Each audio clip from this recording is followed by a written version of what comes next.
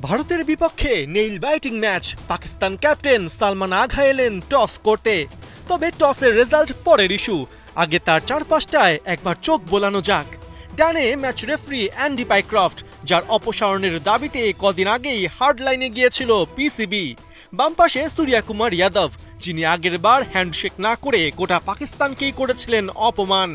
আর তাদের সামনে টসের অ্যাঙ্কর রবি শাস্ত্রী, তিনিও ভারতীয়, সুযোগ পেলে পাকিস্তানকে করেন তুলোধুনো।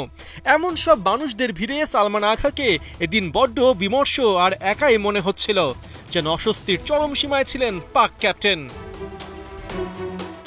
বরাবরের মতো এদিনও ছিল পাক ভারত ফ্যানদের মাঝে তুমুল কৌতূহল, এবার টসের সময় আবার কোন নাটক মঞ্চস্থ হয়।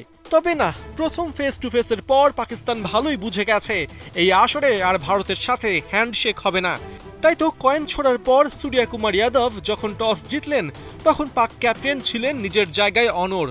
অপরদিকে সূর্যা প্রত্যাশা মাফিক হাত না মিলিয়েই চলে যান অ্যাঙ্কর রবি শাস্ত্রীর দিকে। অবশ্য ম্যাচ যখন ভারত পাকিস্তানের আর হোস্টের মাইক রবি শাস্ত্রীর হাতে, তখন রবি শাস্ত্রী একটু তো কৌশল নেবেনই। টসের পর পাক ক্যাপ্টেনকে দ্বিতীয় প্রশ্নেই মনে করিয়ে দেন আগের ম্যাচের ঘটনা। পরামর্শ দেন গেল ম্যাচে যা ঘটে গেছে তা অতীত, সেটা ভুলে যাওয়াই শ্রেয়, এই ম্যাচের যে অনেক গুরুত্ব। তবে সালমান আগাও কম যান না, সোজা সাপটা জানিয়ে দেন এটা নতুন গেম, নতুন চ্যালেঞ্জ। দলের ভেতর মুড খুবই স্বাভাবিক, তারা শুধু ভালো ক্রিকেটটাই খেলতে চান। তবে মাঠের খেলা মাঠে গড়ালেও এটা ঠিক, ভারত পাকিস্তান যখন ফেস টু ফেস হয় তখন মাঠের বাইরেও ঘটে যায় অনেক কিছু, যা ব্রেকিং নিউজের মতো চাঞ্চল্য সৃষ্টি করে ম্যাচের পর। এখন দেখার বিষয় এই ম্যাচে আবার পর্দার আড়ালে কি কি ঘটছে।